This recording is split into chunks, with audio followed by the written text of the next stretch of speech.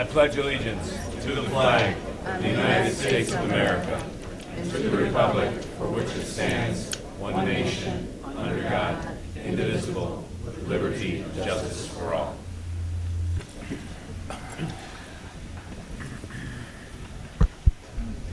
On this day, Wednesday, September 11th, 2013 at 4 p.m., the regularly scheduled board meeting of the Chicago Park District is being held in the 8th floor boardroom of the Administration Building at 541 North Fairbanks Court, Chicago, Illinois. Will the Secretary take a roll call of the Commissioners? Commissioner Shalaby? Here. Commissioner Koldyke? Here. Commissioner Lavelle? Here. Commissioner Salgado? Here. Commissioner Allen? Here. President Roberts? Here. Quorum is present. Let the record reflect that General Superintendent Michael Kelly and General Counsel David Donnersberger are also in attendance. This meeting will please come to order. Welcome, everyone. Item number 1 is a resolution honoring Commissioner Roy Shalaby for his years of service to Chicago Park District. I'm going to read a resolution, and after we read the resolution, I'm going to take the chair's prerogative and lead it off, but I would welcome any and all commissioners to say a few words, and then Commissioner Shalaby, I hope when we're done that we could hear from you. Thanks. Adopted by the Board of Commissioners of Chicago Park District, Chicago, Illinois, presented, whereas since 2002, Roy Shalaby has served the Chicago Park District with great integrity, dedication, and vision as a member of the Board of Commissioners, and whereas Commissioner Shalaby was appointed to the Chicago Park District Board of Commissioners on June 19, 2002, and whereas beyond his role on the board, Commissioner Shalaby has practiced law since 1981 and is the principal in the law firm of Roy Shalaby and Associates, and whereas in addition to his legal career, Commissioner Shalaby has volunteered for numerous community and civic organizations. He has served on the Board of Commissioners of the Chicago Commission on Human Relations, was the first president of the City of Chicago Advisory Council on Arab Affairs, and has been a member of the following: the Circuit Court of Cook County's Racial and Ethnic Committee, the Cook County State's Attorney's Hate Crime Commission, and the Multicultural Advisory Council. And whereas Commissioner Shalaby is involved in various school councils, including the Stevenson Local School Council, the Chicago High School for Agricultural Sciences Local School Council, and its Business Advisory Council, and the Oxus School Board, and whereas Commissioner Shalaby has been a lifelong Chicagoan and a product of the Chicago Park District and was a finalist for its Junior Citizen of the Year Award, and whereas Commissioner Shalaby was a member of the Park District's Personnel Board for many years and brought his legal expertise to bear on matters before both the Personnel Board and the Park District Board, and whereas Commissioner Shalaby was a supporter of all Park District events,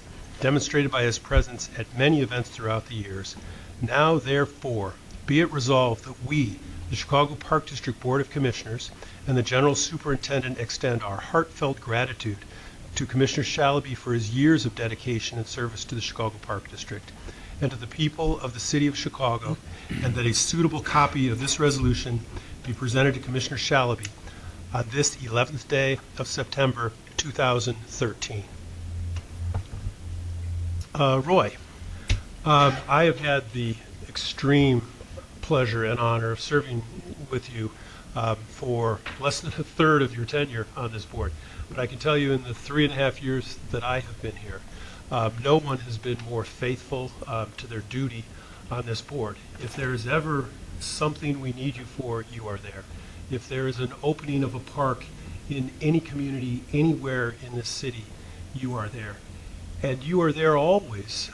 When I had a question, a problem I was wrestling with, something I needed wise counsel on, I called you, and almost always you were on the other end of that phone immediately. But when you weren't, I always got a call back from you, I bet within 15 minutes. And I can tell you here at these public meetings and behind closed doors, the dedication, the thought that you've given, the wise counsel you've given has always been appreciated. And to me, you're the epitome of public service. I know what everyone knows is that this is not a paid position. And you know, I'm a physician. You're a lawyer. When we're not in our office, the commerce stops. And so you have given of your time, you've given of your treasure, and you've given of your talents. And for that, we're most appreciative. I'm going to read off just a few accomplishments that have happened during your tenure. And, this is not just a recitation of what the Chicago Park District has gotten done in that time. I think it's very much representative of what you've gotten done. And I think it's pretty safe to say that you've been to every single one of these projects that I'm going to name because, again, as I said, you're just always there. You've always been there. So this is what's some of the things, and this is an incomplete list, some of the things that have happened under your service. In terms of field houses, we've opened Willie White, Jesse Owens, Haas, Valley Forge, Taylor Lawrence, and Ping Tom soon to open, Home and Square Community Center, and Fosco. Opened 31st Street Harbor. In terms of parks, Mary Bartlemay, Montgomery Ward, Chicago Women's, Palmisano, also known as Stearns Quarry, Unity, Logan Square Skate Park, Kinsey Station, 24th and Federal. Baseball stadiums at Kedzie and Devon, Madigan, Pritzker, Southeast Side, hundreds of acres we've added to our land. Parks designed and or under construction now, Norley Island, Maggie Daly, the 606, Rose Hill Nature Center. Beach houses, 41st Street, Osterman. And boathouses, Clark Park, Pingtom Park, and festivals that did not exist when you came on this board, Lollapalooza, North Coast, and Pitchfork, all of which you've shepherded through their early years to being the great successes they are now. So for this level of accomplishment, but far more for the good man that you are, I thank you. You have my deep respect, and thanks for your service. Thank you.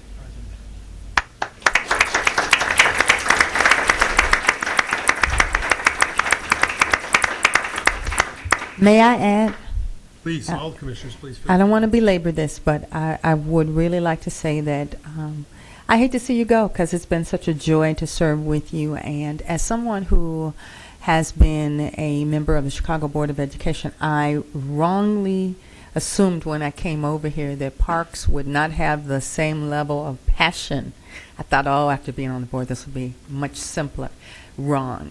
This is an issue that is so close to the hearts and minds of the people of the city of Chicago. We use our parks, we love our parks, and there's a great deal of passion expressed on the part of the people who come to talk to us. I would say also that there are many, many, many things that require the attention of a commissioner, and not everyone is able to show your level of commitment to it. You know, there are things that we must do, and there are things that we would like to do, and some of us don't get to do as many of the things as we'd like to do. But I consider that a matter of balancing priorities. I think the people of Chicago should be grateful for the fact that you made your service on the Chicago Park District such a high priority, and that you gave so much of your time, talent, and attention to it. You have been an absolute joy to serve with, and I wish you nothing but the best in the future. And you as well. Roy, it's been my great pleasure to serve with you, and I'm remiss that you're no longer going to be here, because I guess that means I'm now the most tenured guy here, and I got nobody to look up to, and nobody asks the questions there. You, Commissioner Pickens, stepped down a couple years ago, and now you're going, and I got nobody to call, so I'm going to have to come up with the answers myself. That's my most profound regret. The other one is I don't know who I'm going to talk to about the Cubs anymore. Right. Because I think we're surrounded by an awful lot of black and white fans here, as opposed to the blue and the red. But your the true sense of commitment and pride that you've demonstrated to me. I remember the dedication of the turf soccer fields, some of the original ones north on Lakeshore Drive. It was this miserable, rainy, awful day, and it was me, you, and the mayor, and that was about the dedication, because it was raining and it was awful. But you were there. I had to be there because I was involved in it. You showed up out of commitment, and the only place where I've seen you've had more dedication and pride is really when you talk about your children and your family. And it's clear to me how important they are in your life, and I want to thank them for sharing your husband and your dad with the Park District for so many years, because I know it's been a big commitment of his, and I've learned a lot, and it's been a great pleasure to serve with you. Thank you, Commissioner. So, Roy, you're simply a role model, somebody that so many people can look up to and should look up to. somebody that I consider to be a gift. This opportunity to serve is a gift. You saw it as a gift, and you've made it a gift for us as well. So I consider one of the gifts of being on this, being a commissioner, the opportunity to get to know you, and I hope the friendship is a lifelong friendship, because I think there's so much more that I have still yet to learn from you. So I thank you. Thank you. I'm the youngest tenured commissioner here, and just know my first day you just welcomed me. I was kind of terrified, not knowing what this is all about, and really, not really understanding the complexity of it, and the importance of this, and just the way that you just welcomed me, and always check in, and and I was looking forward to being able to pick your brain over the next 4 years, and and so I'm just really sad that you're leaving, but also I know that wherever you serve will be a better place because of it, and and I hope to be able to continue working with you and be able to reach out and also seek your counsel, and especially around the justice issues. And I know that's something that you're really passionate about, personally, professionally, spiritually, and so just to be able to stand on your shoulders means a lot.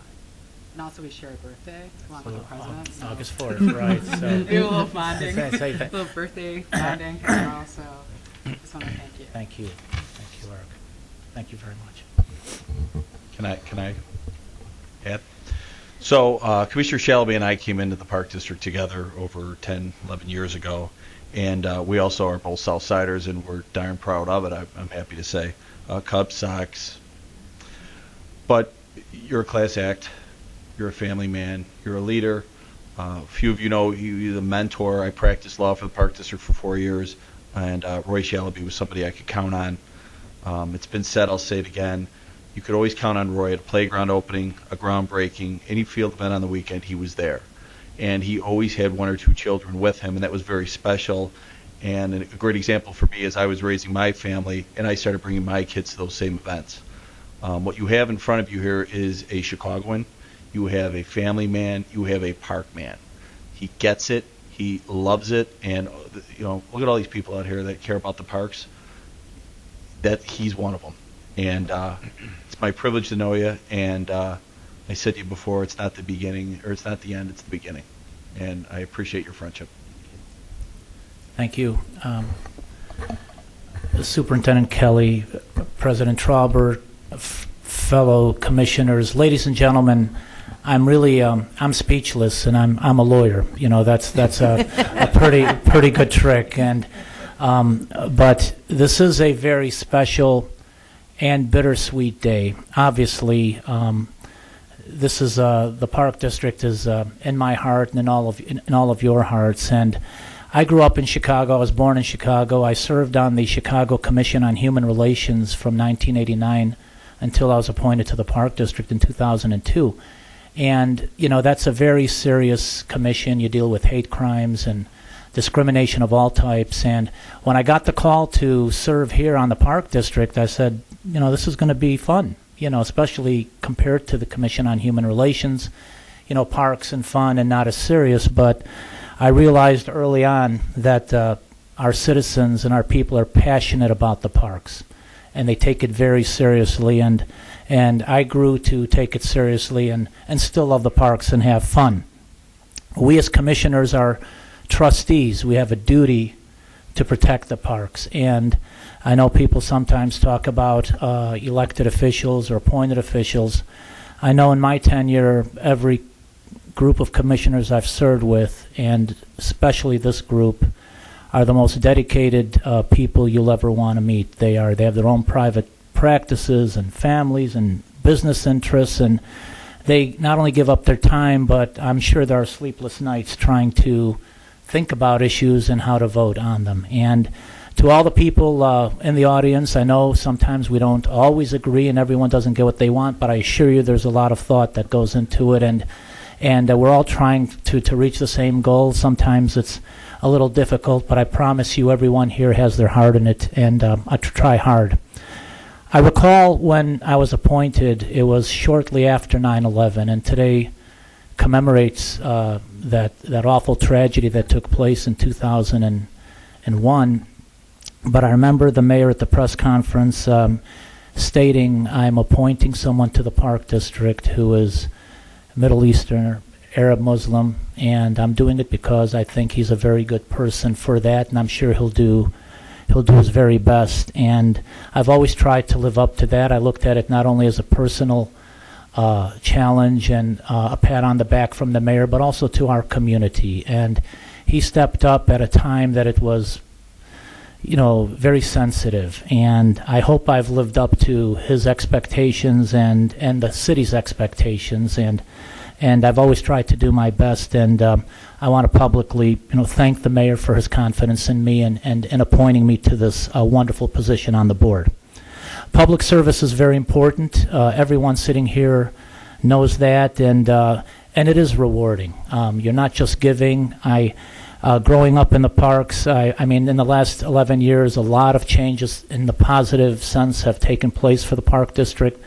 We all know about Millennium Park and Northern Lee Island and the museum campus and all those good things, but I'm equally or even more proud of the improvements that have been made in the local parks in the city for people of all ages to enjoy, where I grew up and where I've learned to take my kids. And one of the rewarding things for me, and it's been brought out, is 12 years ago, one of my eldest children is here, was 13 years old. My youngest child was not even born for another 5 months after I was appointed. And I had the opportunity and the blessing to be able to take them with me to the parks, let them share what I grew up with.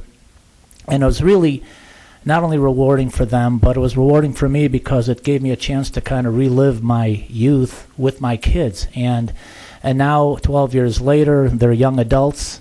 The youngest is 12 years old, going to be 11 actually, and that's the bittersweet. Everything comes to an end, and we all move on. But it's like watching your kids grow up, and the Park District to me has been like a family, and I'm very confident it's going to continue to grow and excel. I think we all know Chicago is a world-class city. I think one of the major reasons is because of our parks, our museums, of course, Lake Michigan, the harbors, all of these things make Chicago, I believe, the best city in the nation and one of the top cities in the world, and I believe it's because of our parks, and I'm proud to have been part of that, and I know it's going to continue to grow and get better.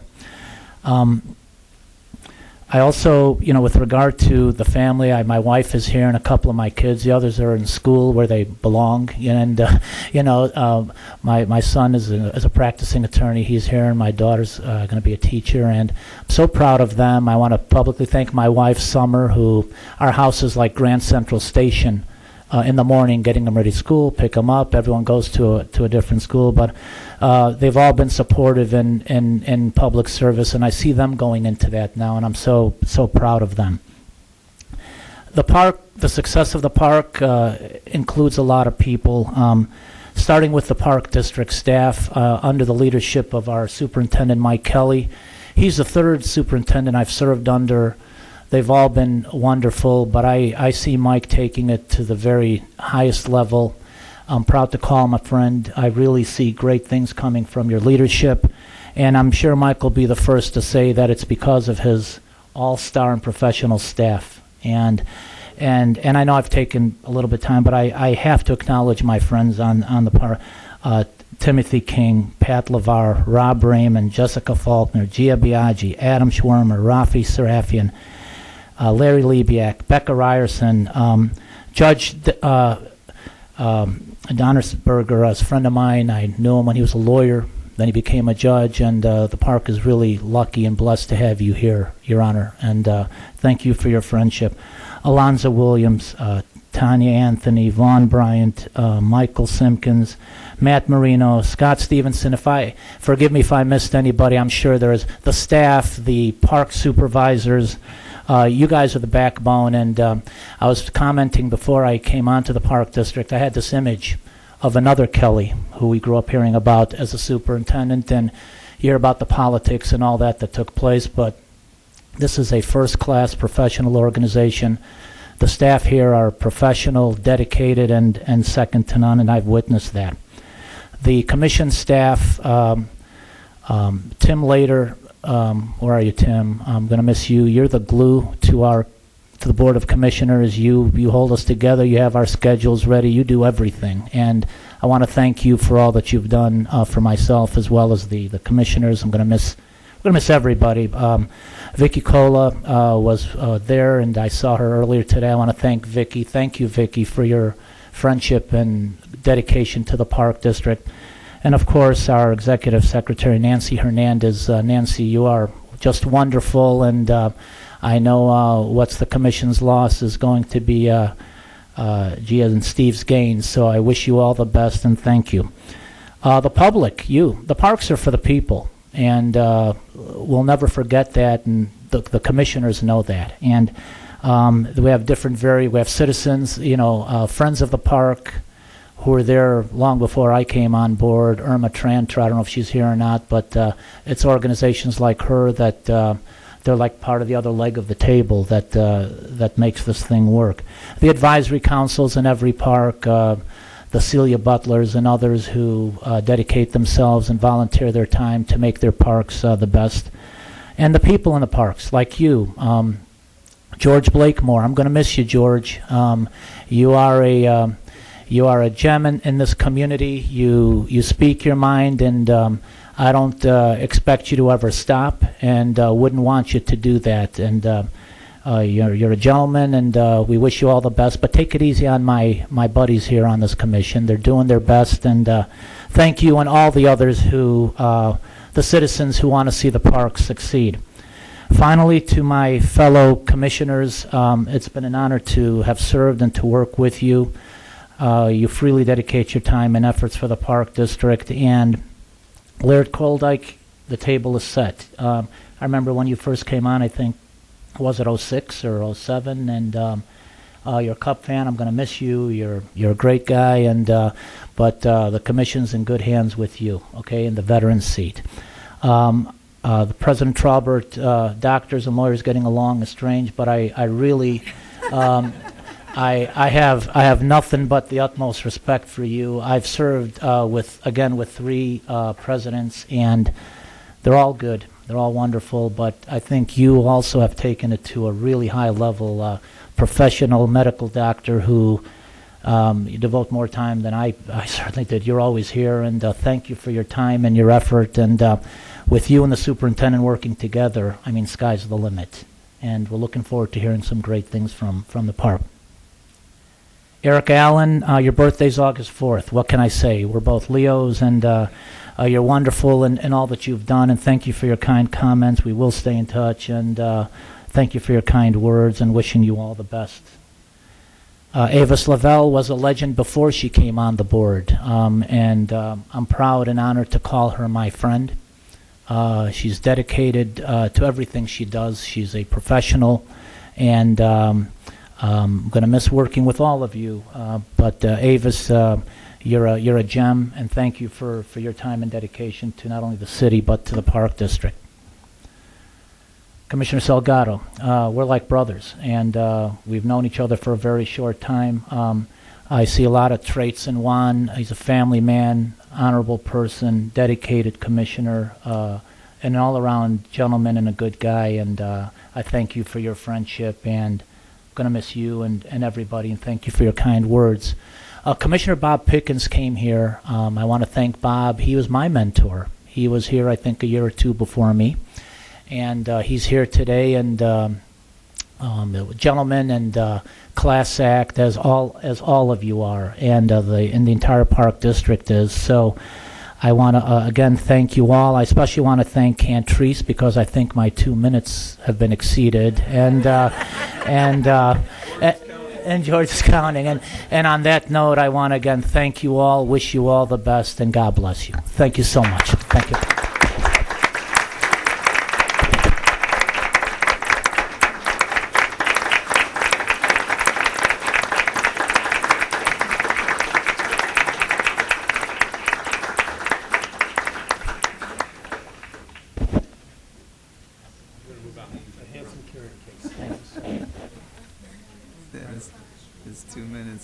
Seated. Where do you want to screen that?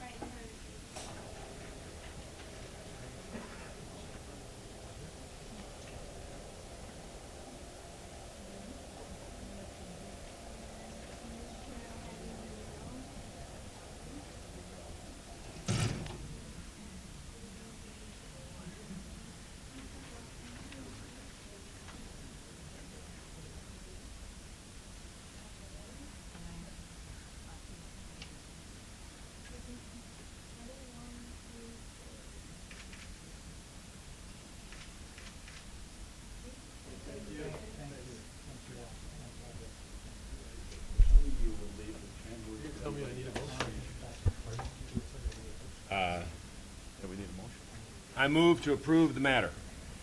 Second. Will the Secretary take a roll call of the commissioners? Commissioner Koldyke, Aye. Commissioner Lavelle, With great pleasure, aye. Commissioner Salgado, Aye. Commissioner Allen, Aye. President Trobert. Aye. Motion carried and the resolution is adopted. Thank you. Item number 2, resolution establishing the employee wellness policy of the Chicago Park District. Victoria Calla.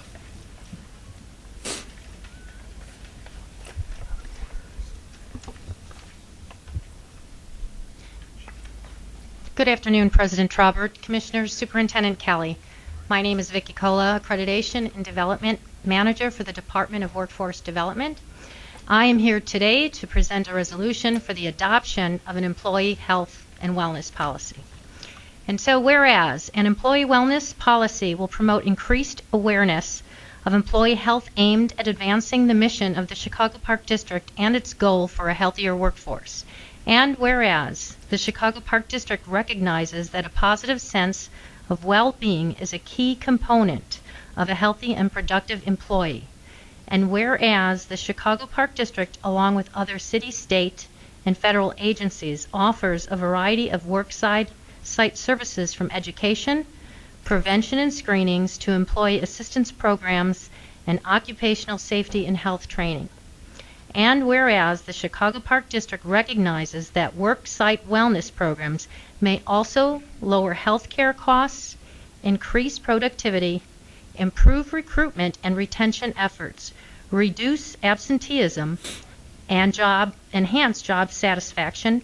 And whereas the policy will encourage the pursuit and education of health and wellness development by every Chicago Park District employee. And whereas the policy will recognize that continuing education and participation in health and wellness activities for employees will result in improved health, greater health care cost savings to the district, and ultimately a more vibrant delivery of recreation and leisure services. Then, therefore, be it resolved that we, the Chicago Park District Board of Commissioners, and the General Superintendent adopt the employee wellness policy, and that a suitable copy of this resolution can be found on the Chicago Park District website as of this 11th day of September 2013. Do you have any questions? Thank you. So moved. Second. If no objection, we'll apply the last favorable roll call vote from the prior matter to this matter. Motion carried and the resolution is adopted. Item number 3, reappointment of President Brian Trobert to the Public Building Commission. Is there a motion? So moved. Second. If no objection, we'll apply the last favorable roll call vote from the prior matter to this matter. Motion carried and the matter is adopted. Item number 4, approval of the meeting minutes from the regular meeting held on August 14th, 2013. Is there a motion? So moved. Second. If no objection, we'll apply the last favorable roll call vote from the prior matter to this matter. Motion carried and the matter is adopted. Item number 5, certificate of filing of the 2013 tax levy ordinance with the clerk of DuPage County. This will be marked as received and filed by the secretary. If no objection, we'll apply the last favorable roll call vote from the prior matter to this matter. So moved. I guess I need a motion in a second before we apply. Oh, that's not in here. Oh, no, Okay, that one. yeah, motion. And- Second. Thanks. If no objection, we'll apply the last favorable roll call vote from the prior matter to this matter. Motion carried and the matter is adopted. Rhythm. I need a motion. We want to, we have Michelle Larson, president of the Adler Planetarium, with us. And just out of just respect to her, because I know she has another meeting she has to attend, I need a motion to take that item out of order. So moved. Second. Aye. Motion carried, and we'll take it out of order. All right, so it's my pleasure at this time to call on Michelle Larson, President of the Adler Planetarium.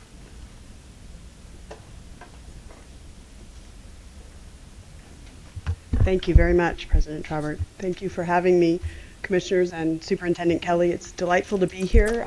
As you may or may not know, I'm new to Chicago, arriving in January, so it's been a pleasure to join the Adler Planetarium and also to already have a great working relationship with the Chicago Park District.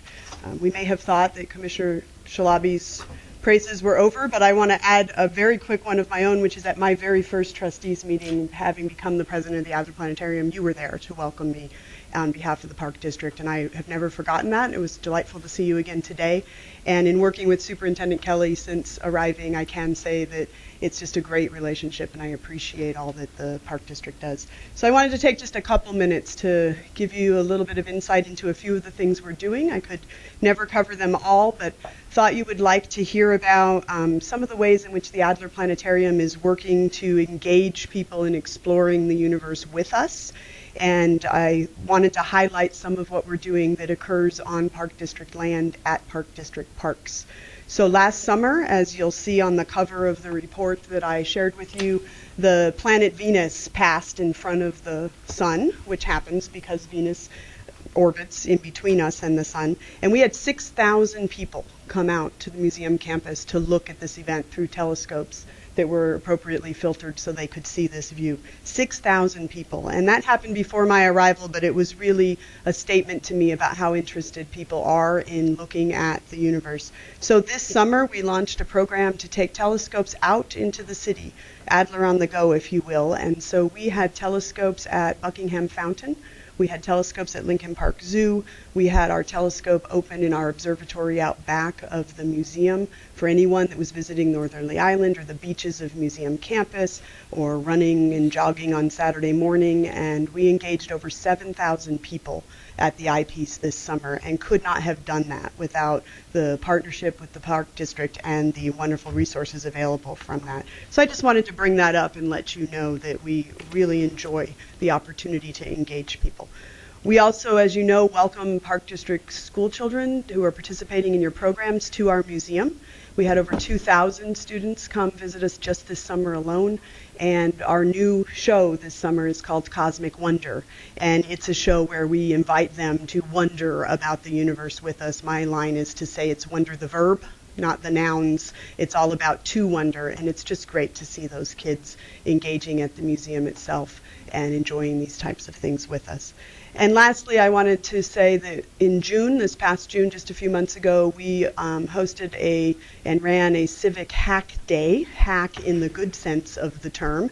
But our hack day, which was part of the national civic hack movement, was youth-centered. And so the Adler invited 200 youth from Chicago in to work on community-based problems with us. And we used STEM mentors and the resources of the planetarium to work on problems that the youth brought to us rather than problems that we might have posed. And that was really an excellent partnership as well. So I just wanted to highlight a few of the activities of the Adler that show our commitment to engaging people and exploring alongside us and with us, again to punctuate that we could not do what we do without the support of the Park District or the partnership of the Park District, and we feel that that really enables us to be one of Chicago's great cultural institutions. So it's my pleasure to have come to this great city, and it is very clear very quickly what a resource the parks are in Chicago, so I'm just delighted as a citizen and also as a president to enjoy the partnership. Thank you. Do you have any questions? Do you have any plans to take the Adler on the go back out? Absolutely. So we are working to, we've been in 5 community parks with the Park Voyagers program, and so we're working to add these telescope offerings to that. We also are working on partnering with your camping program so that we have nighttime observing, not just sun observing. During the camping programs, and we reached over 400 people in 2 parks this summer with that. So we want to continue to expand that program and find ways to just bring the attention to people that if you look up, there are things going on. I really would love to see that program go south and west. Sure. Thank you for that feedback. I agree. Thank you. Other questions?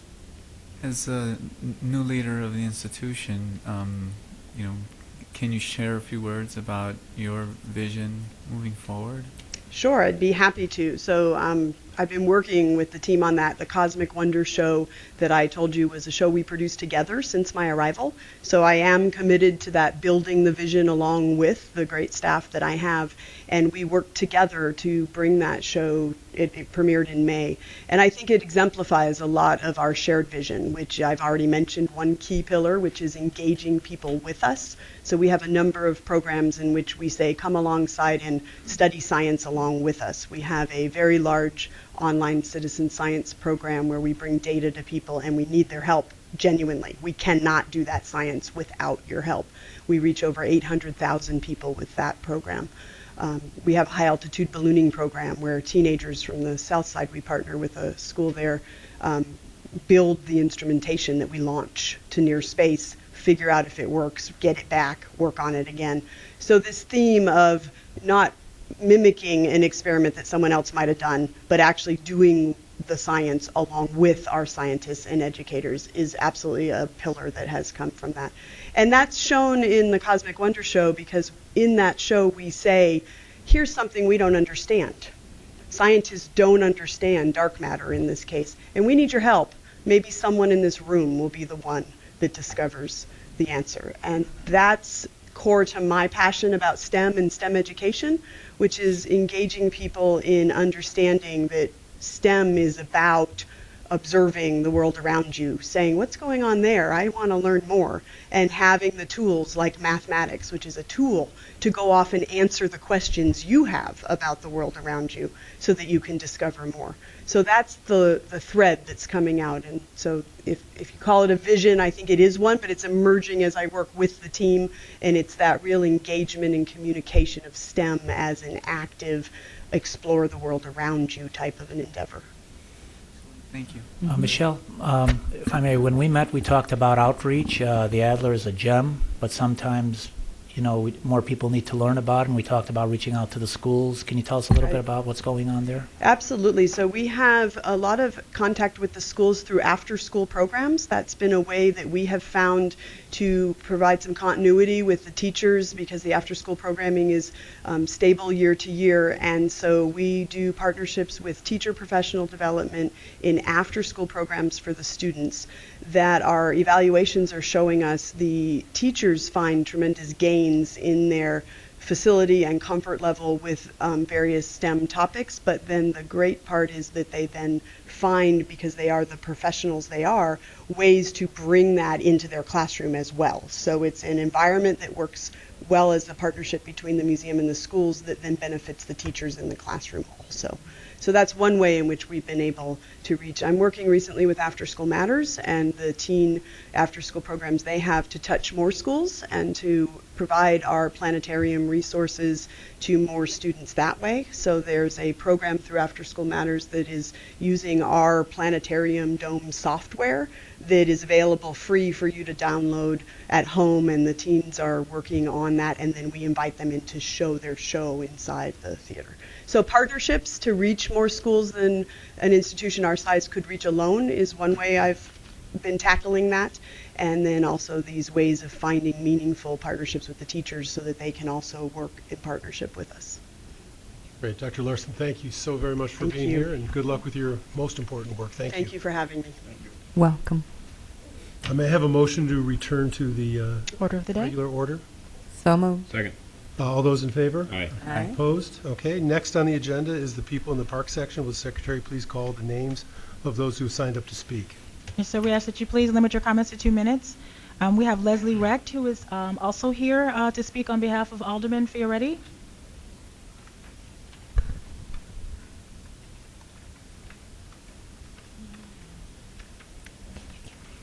Thank you very much. I'm here to speak on 2 items. You've got 1 item on your board agenda today related to Rockwell Park, and that's a park that we've been working on for some time. It's a joint project. CHA obviously is very involved because this is next to the CHA development, redevelopment of Rockwell. and also the Chicago Public Schools. I wanted to speak obviously in support. We're very happy that this is an item that's being approved. I believe today, or hopefully, will be approved for bidding. But it's my understanding this is being rebid, and we haven't seen the plan as it's been revised. So what I would ask is that both Alderman Fioretti, the working group from CHA Rockwell, and also the community get a chance to review the plan as it's been revised.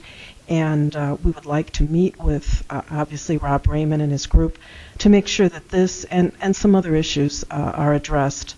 The other thing I would like to mention, last time, Superintendent Kelly, you made a comment and asked a question about Anderson Park, and I just wanted to let the board know that the group that's supporting Fred Anderson is having their first concert adjacent to the park on September 21. They're very committed to be active and to be involved, and there's a church there, so they're doing it not obviously on the park ground, but it's September 21 from 1 till 4. So I just wanted to let you know they're ready to go forward and obviously work with the Park District on this park as it's developed. Thank you, Leslie. Thank you a lot. And obviously, you know Rob. I mean, Right. we're happy to meet with the community.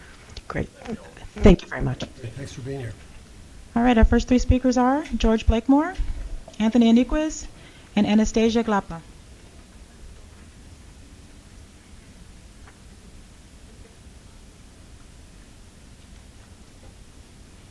Good afternoon to the citizens of the city of Chicago. You know what makes this park great is that our board, our people listen. It's power in the people. It's power in the spoken word.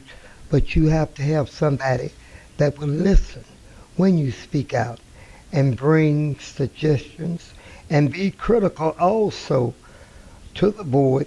And they, by listening, that shows that they are concerned about the parks. My most recent observation of Lincoln Park is a great park. And early in the spring, they have a black crown night herons that nest there, and they are endangered species. So when they left, you remove the fence, and they left a lot of their little droppings. And the citizens have not been able to use these benches. So I brought that during Labor Day, right before, and the park, they responded great. They had people out to wash them, and it didn't work. So they did tell me that next year, when these birds come, they would cover the fence up, and they would remove it, the benches also when they leave. So I've given you, I got copies of what has happened there, and the staff was very, very. You have exceeded your 2 minutes. The staff was very cooperative. So I did jot down a few little words, and it's I, me, but it's all we. And that's what makes it work. The Park District. We make it work. It's citizens of the city make us have a great Thank park you, Mr. system. Blakemore. And please, I'm leaving those with you, and you will be able to see this. And I'm sure that you're going to, the staff say next year it would be corrected. And I would like to say to the gentleman that retiring from the board that I wish him good. And a lot of time when people leave the board, we don't see him anymore. So we want Thank you, Mr. Blakemore. See you down here for your 2 minutes. That's right.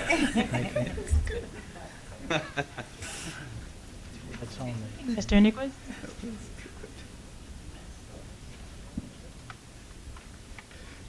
Good afternoon, Superintendent, President, and the Commissioners.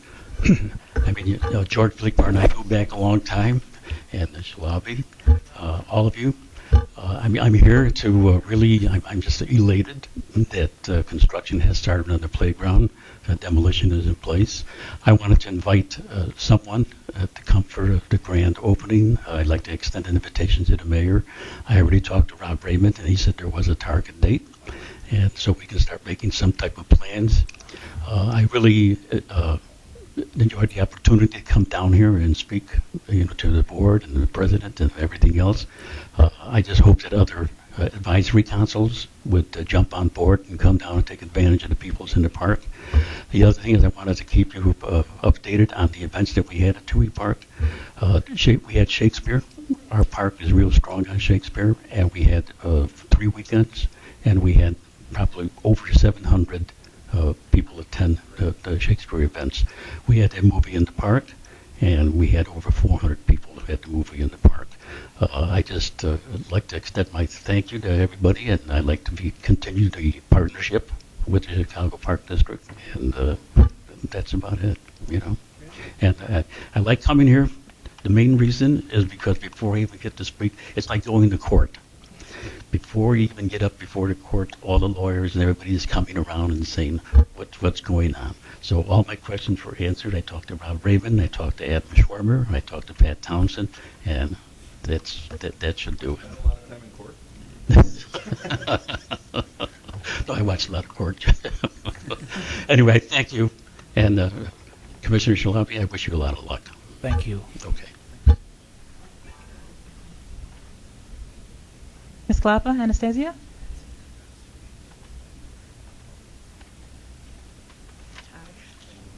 Good.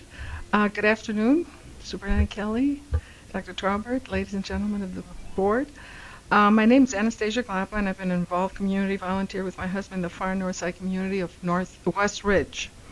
The reason I'm here today is to please move the equipment maintenance yard with the shipping container box, the earth digger, the tractor, the 4 trucks, the huge grass cutters, and the much larger 83-acre Warren Park. Indian Boundary Park, which is the park I'm talking about, is only 13 acres. And I want to know why the maintenance equipment yard was kept at Indian Boundary Park all these years. Could you please move it there so we can claim the small building? We need toilets on the weekends. When the field house is locked up, we have nothing for anybody to use. And this has become a big problem. Also, if we could repurpose this small building into a seasonal cafe or concession with some good-for-you foods in halal or kosher. A lot of our community are keep those religious menus, and we could. I had a drawing, but I didn't bring it with me. The backyard cafe can have tennis tournaments. We have 4 tennis courts that are from almost 100 years old. This was the field house is a landmark building, but it's over 100 years old. The commissioners from way back then have put everything in this tiny little park. And if we could just move that equipment yard to something so we can use this for, as I said, the tennis players, the visitors. We've lost the zoo as of 2 weeks ago, and we'd like to have that possibly to reuse the building. Happy to look at that. Thank you very much. Thank you, and good luck. Thank you. Our next 3 speakers are John Wisgard, Ann Glappa, Dwayne Truss. I'm sorry. Okay. Oh, so I'm sorry. Alrighty then. So John Wisgard, Dwayne Truss, and Michael Payette. John, Dwayne. Dwayne's not here. Right there. Michael, is that you?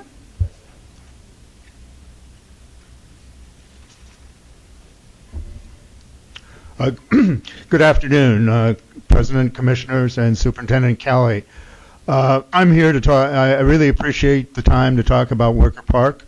I'll go into a little more detail, but my issues is that the code of conduct of the park is not being kept at Wicker Park, which resulted in the shooting last week.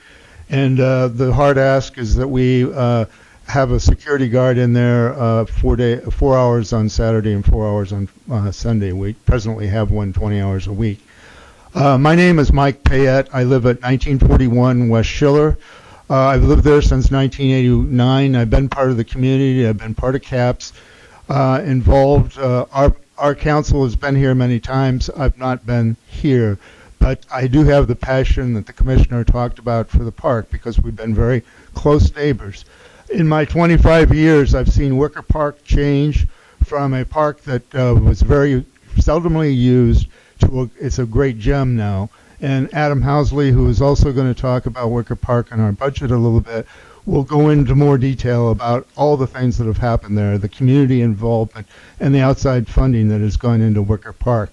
My problem is with the escalating problems that we're having is that the community is going to disengage, and more people are not going to come to this park because it's getting intimidating to come to the park. What do I mean by the code of conduct is not being enforced? We have blatant alcohol use. We have drug use and selling. Recently, 60 empty heroin bags were found in the park. We have vandalism. We have people fighting in the park. And so this really concerns us for the development of the park and where we're going to the future. As I said, we have a security guard 20 hours a week, Monday through Friday. Unfortunately, this summer, the security guard was on leave of absence and was not replaced. So we really do have a problem we would ask, there has been community meetings. We work with the alderman, so we just ask that we get some help here. Thank you. Commissioners, we are coordinating with the police department, our security. We are aware of what's going on at Wicker. Our next three speakers are Adam Housley, Dan Miller, and Letta Dolly.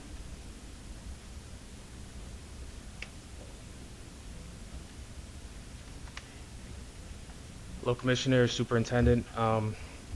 Just for the record, I am a Chicago native and I am a Cubs fan, so Northsider. But anyway, I'm here to discuss the Wicker Park. I'm the president of the Wicker Park Advisory Council. I'm pleased to speak with you today on behalf of the members and appreciate your time. I'm here because I want to provide some suggestions and partner with the city to keep the development of Wicker Park on a positive trend. Since 2002, we have helped to develop the park by providing over $2 million in service and programming. This include events like Bluepalooza, which drew more than 3,000 people last year. Other events include Symphony Sound, String Quartet, Magic Puppet Show. The list goes on and on. You can actually look at it, though, through the website, wickerpark.org. Through these events, we basically strive to ensure there's something for every age group. In addition to these events, hundreds of people have donated their time to help maintain the integrity of the park through community service. This includes Big Mulch Day, gardening in the garden club, dog park cleanup and maintenance, fundraising efforts, and any other general need the park may have. So we basically have a lot of people that are serious about committing to the park's development. Unfortunately, these people in the Wicker Park Advisory Council feel the commitment is one-sided, and the Park District has not met us halfway in regards to staffing vacant positions and keeping our park safe with adequate security coverage. From 2008 to 2013, we have lost over $250,000 allotted for our staff budget. These are positions we desperately need, like rec leaders, janitors, and even a consistent park supervisor. All these positions are vital to maintaining the park programming for the community. Additionally, we feel there is a lack of being proactive in regards to the needs of the park. For instance, next week we lose our landscaper. Though we are extremely grateful that the Department of Natural Resources provided us with one, I have to ask, who's going to pick up the trash after he leaves? The park is incredibly populated, and we need somebody there to do that type of job. Also, as Mike mentioned, the security issue. I was there for the security. You have exceeded your 2 minutes. Okay. So we basically request the positions as budgeted for the Wicker Park be filled as soon as possible. Additionally, we suggest the Wicker Park be staffed at levels consistent with other parks similar size and foot traffic, with the emphasis of security coverage 7 days a week. Okay. Is Kim Dubuquet here? Would you work with Kim? Yes.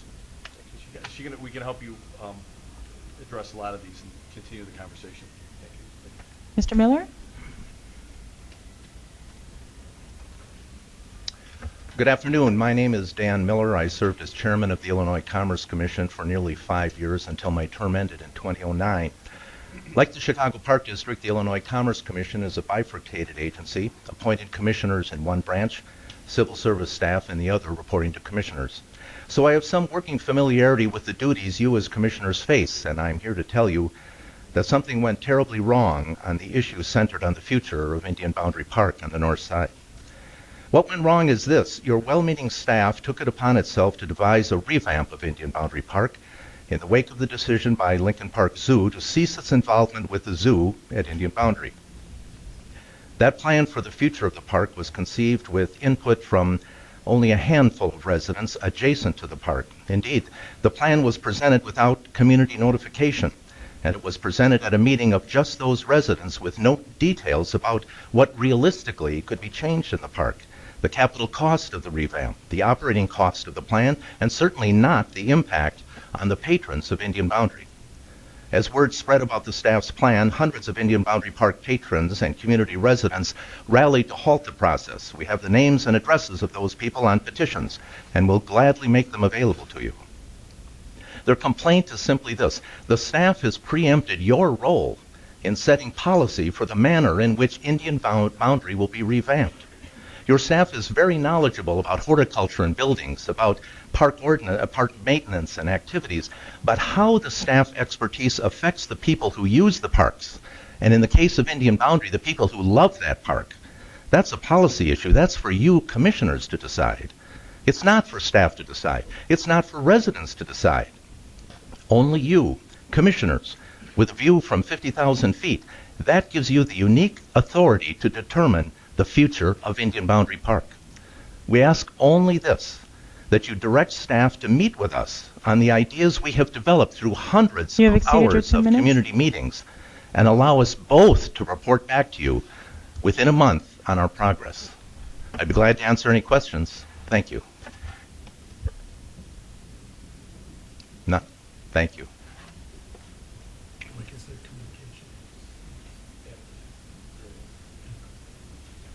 Letta? Lita, sorry. All right, I'm used to it. Good afternoon, everyone. I am here as a citizen and as somebody who moved into the West Ridge community just 4 years ago, and I have the great luck of living kitty corner from Indian Boundary Park. I've wanted to stay in that area for one sole reason, and that is Indian Boundary Park. It provides a wonderful place to meditate and to watch people and the animals that are there. And I was heartbroken when I heard that the zoo, what little was remaining of it, was going to be taken away. I don't think that proper thought was given to the integral part animals play in the well-being of people. We have a very deep need to connect with animals, and having animals there, even just the ducks in the pond, provide a link that cannot be substituted with shrubbery or trees or anything else. And it is very sad to me to find that those animals are gone. I understand that there was an issue with Lincoln Park Zoo, but just as Dan Miller said, I don't believe that we've had an adequate opportunity to explore other alternatives before that historic zoo, which has existed since the 1920s, is demolished and taken away. And I would hope very much that you would listen to the community. Thank you very much.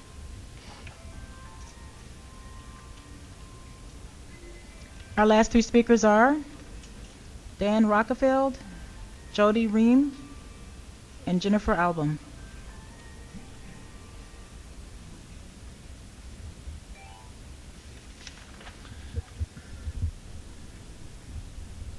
Good afternoon. Thank you for this opportunity to speak. My name is Dan Rockfield. I'm facilitator for People United to Improve Indian Boundary Park.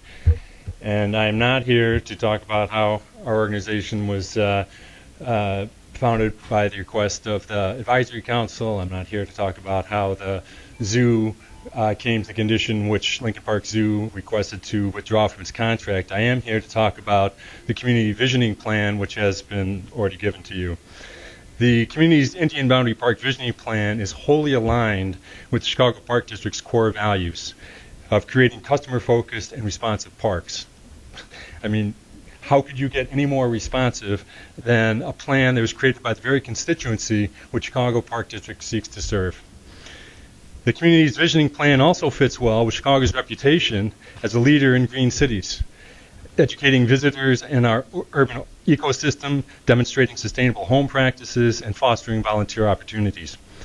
The visioning plan has two main components in examining how people have healthy relationships with nature. On the macro environmental level, what is our role in sustaining and interacting with the urban ecosystem? On the miniature or personal, how to design and maintain a sustainable relationship with the ecosystem in one's own backyard. The urban forest component seeks to protect nature in the city, while the living backyards component of demonstration exhibits within the existing habitat enclosures educates people about the benefits of sustainable relations of nature in their own backyards. The visioning plan expands on the mere Nature Center building renovation, giving it purpose and daily and year-round interactive and passive programs and displays. All People United to Improve Indian Boundary Park has ever asked is that we've been involved. Let us help Chicago Park District to maintain the jewel of the Northside Parks as a unique destination, as we did in organizing, funding, and even building with our own sweat the iconic wooden play structure that still stands as a testament to the commitment of the West Ridge and Rogers Park community to Indian Boundary Park. All we ask is that we be included in the use of our tax dollars in our public park. Let us help you. Help you raise funds, help you increase participation, and achieve your mission. Help us You've exceeded your 2 minutes. make the additional amenity of the proposed Nature Center one that is worthy of inclusion in Indian Boundary Park. Thank you. Just, Chairman, if I should share a comment. I want to thank you, because I didn't know that you guys worked on this wooden structure, but I'm looking at it online right now, and it's pretty amazing. So just wanted to say a word of thanks. Well, the community is committed to, again, investing and helping plan and build an equally good nature center with programs that have been suggested in this plan. So, Mike, I mean, those of us who've been to Indian Boundary, it is really one of the gems that we have here, and it is just loaded with beautiful, beautiful features. These folks are very committed. Their commitment goes way beyond the hours that they've spent to share a few minutes with us. Sure. And so I just wonder if you could talk about community engagement to date and what we might do going forward to help these folks. Well, one of the things I want to talk about is moving forward is I noticed there's two more speakers coming. What I would encourage is certainly, for the record, say your 2 minutes apiece, but then I think you're the last speakers of the day, and I think it would be more than appropriate. Pat LeVar, Chief Operating Officer, who's been up in the community at several of the meetings, has been working closely with the Advisory Council, closely with the Aldermen. If you guys could gather in the back and continue the dialogue, that is probably the best way to move forward on a development. I've been here over 10 years, and Indian Boundary, I've been there many, many times, and it is a gem. And it has gotten a lot of Park District resources. The Park District is committed to Indian Boundary the way it is with all the parks. And I'm certainly open to the dialogue and the feedback and the input the community wants on the park. Is that? Yeah, great. We're very appreciative that, again, all we ask is the same thing that as Leslie Riggs had asked for, is that we continue to be involved in the design and working with them to get this. Could I ask a question, though, about this whole process? Because there was a visioning group. The visioning group, was it a formally recognized group, or is this a group of people who met on their own? We were originated in response to requests by the Advisory Council. They recognize that this is more than just a West Ridge or 50th Ward or just neighbors of Indian Boundary Park. As been suggested, Indian Boundary Park is really a jewel that attracts people from the 49th Ward, the 50th Ward, the 47th Ward, the 40th Ward for its use. And so out of the several hundreds of people that came out in response to the notice that this zoo was being closed, this ad hoc group was formed, People United to Improve Indian Boundary Park, and we've had, I think it was total up over 1,000 hours of public meetings that were open. We've had hundreds of people participate in the planning process. We fielded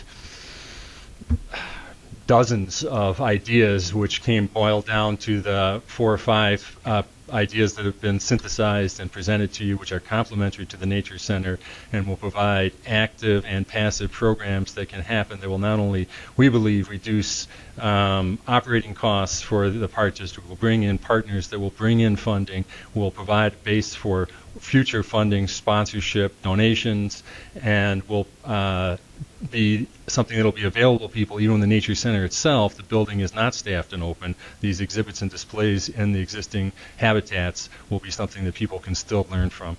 So it would be a mistake to suggest that public input was not welcome and that people were shut out of the process. So 2 things. One, I would like to acknowledge that Mr. LeVar was very supportive of us going through this process, and as a matter of fact, at one of the early meetings, he suggested that the community do this, get ideas and bring them back to his staff.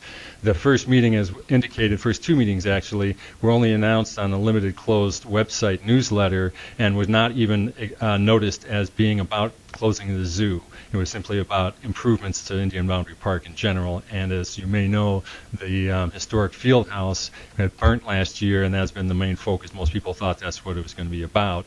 It was quite a surprise to people to find out that they were going to be closing the zoo.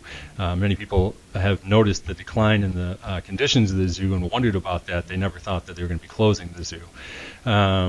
So finally, Mr. LeVar committed to having a open meeting, and Mr. Raymond helped conduct that meeting, and they didn't give us much notice that they were going to be closing the zoo. At the end of that week, it was a Monday meeting, and they said they were going to make the decision on the future of the zoo property on Friday.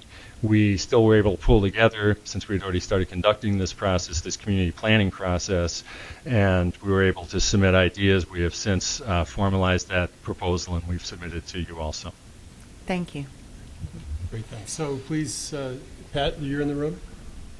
It's in the back. Okay. Yeah. Should I leave these with you or with him? If you don't mind giving the Rob. Entries? Well, these were copies. Okay, I'll yeah. I just have a quick question. We've already discussed Indian Boundary regarding security.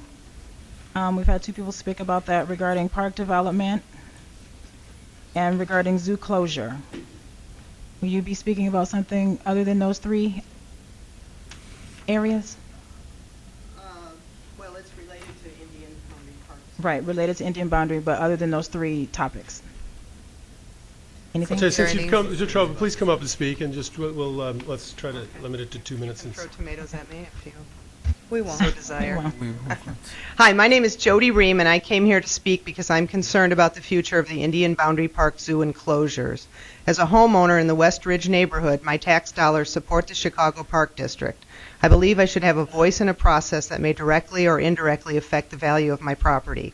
While I speak only for myself and my family, I have participated in several lively discussions, both online and in person, where many wonderful ideas have been brought forth by community members for consideration. Many residents are invested in working out creative solutions for grounds renovation, programming, and financing for the Indian Boundary Park Zoo. Committed constituents have demonstrated that they can work effectively together and come to consensus on difficult decisions. But we need more time. We need time to organize and understand both opportunities and constraints. We need time to research the history of the park and investigate forward-thinking ideas that both respect and complement the park's past. We'd like to understand the proposed budget, if one exists, for programming and capital improvements, timeline for design, renovation, and programming, and we need time to develop a transparent partnership with the staff of the Chicago Park District. My primary request is thus threefold. First, please do not tear down the zoo or habitats. This includes retaining all existing enclosures, the main zoo building, covered aviary, ponds, smaller enclosures, or any structures on the Indian Boundary Park Zoo property, because once they are gone, the community will not have an opportunity to repurpose them for something I believe the park patrons want. Second, please give us the time needed to work out alternatives. And finally, I would like to see an open process in regards to park planning, including a tour of the interior of the main zoo building before making any decisions. I am personally not satisfied with the process or how the decision was made and communicated or not communicated to residents regarding the removal of animals and closing of the zoo. Several exciting proposals were submitted regarding the zoo area of the park. I'm in favor of maintaining some sort of animal presence, and I support the People United proposal. Since the park is listed on the National Register of Historic Places, this should be taken into consideration during the research and planning phase. I hope you will help us navigate this difficult but worthwhile process as passionate partners invested in the tradition of the Indian Boundary as a unique neighborhood park. We can help you if you direct your staff to work together with us. Thank you.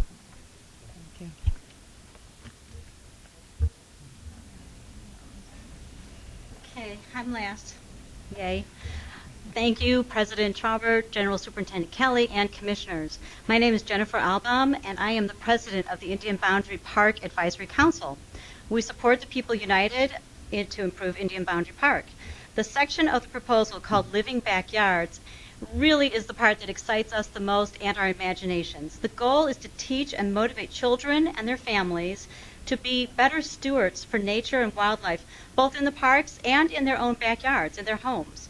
We think becoming an innovative educational facility is a cost-effective ecological solution that really puts Indian Boundary Park on the map as a visionary example of reuse and renewal. We have this in our heads. If you can just envision the educational programming, children growing fruit and vegetables in raised beds, watering and fertilizing their gardens with these low-tech aquaponic waters from a fish pond, things that already exist there, collecting honey from honeybees, supporting a whole ecosystem in a rain garden, kids collecting organic eggs from free-range chickens and ducks, actually making compost and putting it in the garden where they grow their own nutritious food and beautiful, beautiful flowers. Neighbors of all ages would benefit. Tea time for seniors could result from the gathering of herbs in the bee and butterfly garden. Knitters could work with yarn that was grown by the sheep that are possibly housed right there in some of the enclosures. Nature camps, preschool, homeschool programs could easily fill the newly renovated zoo house, which is already in the works, and they could fill it during the summer and the entire year. It could provide a year-round revenue stream. This is an economical solution. The outcome would be budget negative compared to last year's. We have researched all the ideas presented in our visionary guide there and have found minimal startup and low-cost maintenance. Living Backyards is the cost-effective, ecologically responsible solution that will invigorate and optimize Indian Boundary Park, a natural host for educational exhibits, habitats, and demonstrations. Please help us to create a unique innovation that today's children will remember for a lifetime from their visit to Indian Boundary Park, the beautiful gem of a park. I also have, if you're just curious, over 700 signatures of people who couldn't be here, but I have also a large group today, and I didn't personally bring them, but they all came on their own accord, including my daughter, thank you. And a special thanks to Rob and Jana and Pat. They have put in their time, and we do appreciate it.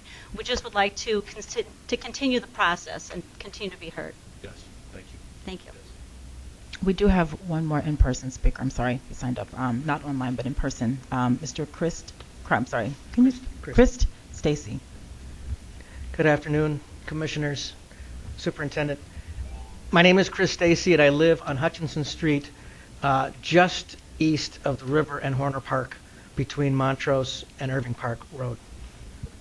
I'm here today on behalf of the Riverbank Neighbors, which has been in existence for 15 or 20 years, which has done remarkable work on the east bank of the river, restoring it, maintaining it, working with the Water Reclamation District and others to make it a beautiful natural environment and accessible.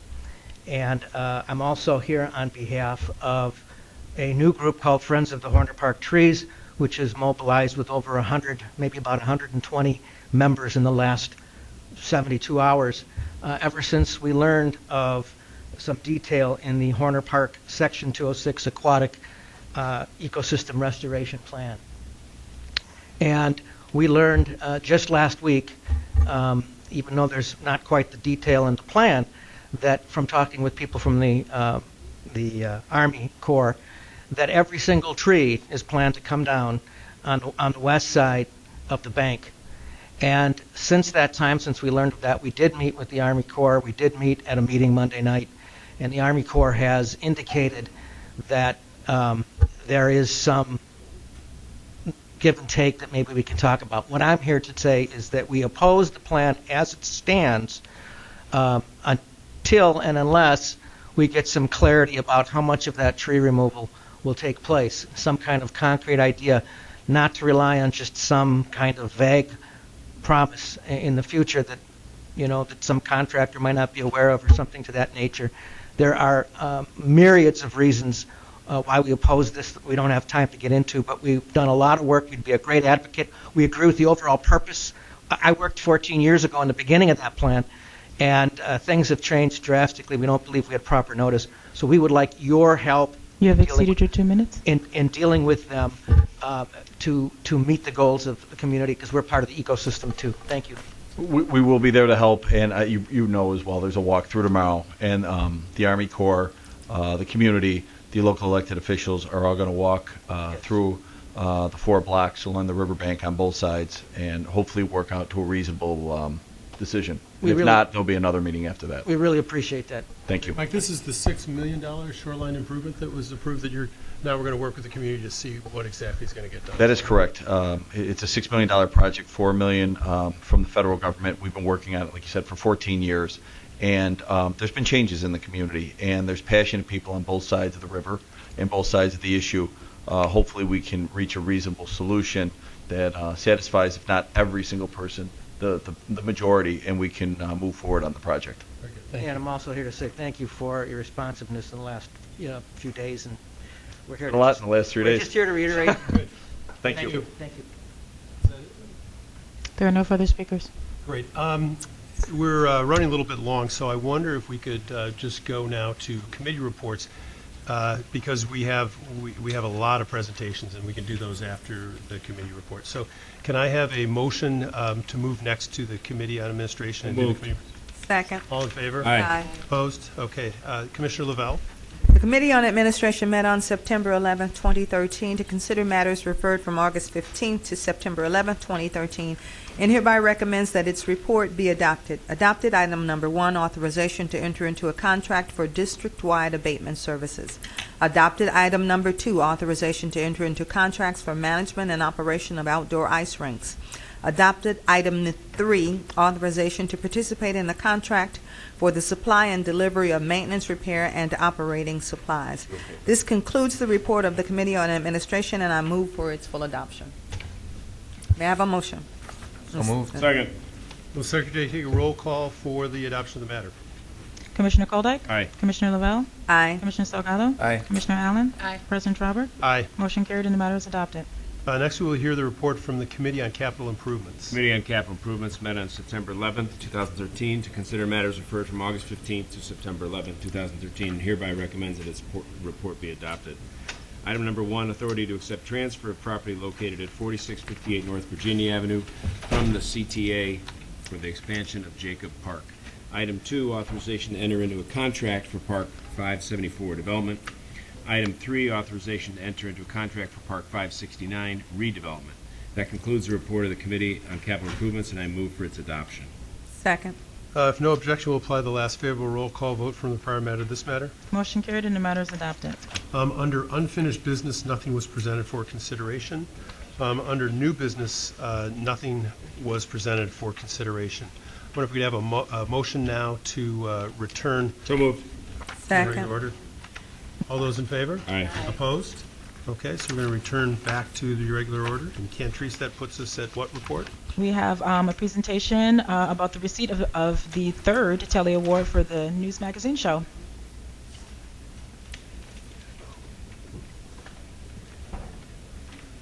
Good evening. I'm Jessica Faulkner, Director of Communications. Our department has been working with Carl Productions to produce a monthly television program called Chicago at Play since 2008. The news magazine show highlights the many programs and opportunities offered at the Park District, giving staff, partner organizations, and patrons the opportunity to talk about our many offerings and initiatives.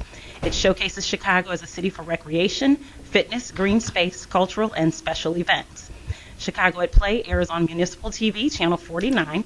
The program's potential reach is approximately 400,000 households. That does not count those who watch it via YouTube. In addition, segments are posted, as I said, on YouTube for an additional 3,000 to 4,000 views monthly. This year, Chicago at Play won its third Telly Award with Carl Productions. To tell you more about this distinction, I'd like to introduce Dave Beatty and Peter Carl. Thank you very much, Commissioners. Ava, so nice to see you. Both of you. Very Yes, nice. thank you. And a real pleasure to be with you here today. We actually have two tellies, one from last year. It was never quite scheduled, and so we have actually two pieces of hardware that we'd like to present. Thank you to Jessica and her staff. Marta and Svez do just an inspiring and incredible job setting up the stories that we produce. We go out and produce on a monthly basis. And thank you for all the time and energy you bring to it.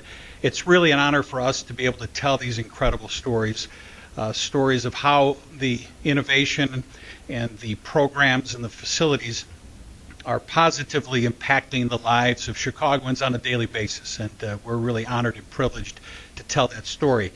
And it's also gratifying. This is considered one of the highest honors in the video production field. And just a little bit of history, this statue is actually made by the same company that makes the Oscars. So there is some substantial weight to it. And we're very pleased. This is the third time we've been honored with a Telly for the program. And we're very happy to present these to Superintendent Kelly and the board. Congratulations. Thank you. Thank you.